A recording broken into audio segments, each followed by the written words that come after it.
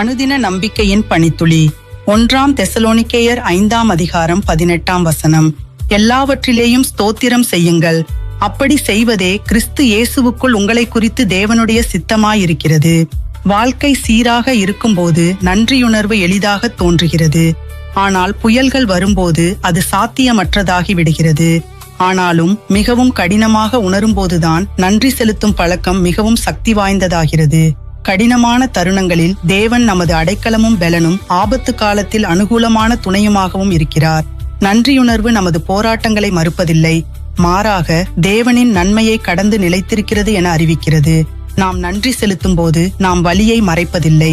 நமது மகிழ்ச்சி சூழ்நிலைகளில் பொறுத்து அல்ல, உண்மையுள்ள அன்பு நிறைந்த நம் சிருஷ்டிகரிலே நிலைத்துள்ளது என பிரகடனப்படுத்துகிறோம். ஜெபிப்போம். அன்புள்ள ஆண்டவரே, எம் அடைக்கலமும் பலமாகவும் துன்ப காலங்களில் எப்போதும் அனுசரணையாகவும் இருப்பதற்கு நன்றி. எல்லா சோதனைகளிலும் உமக்கு நன்றி செலுத்த கற்றுத்தாரும். எம் வாழ்வு உமது மகிமையையும் கிருபையையும் பிரதிபலிக்கட்டும். எல்லா சூழ்நிலைகளிலும் நன்றி செலுத்துவதே உமது சித்தமாயிருப்பதனால் எப்போதும் இதை நினைவில் கொள்ள ஞானத்தை தாரும்.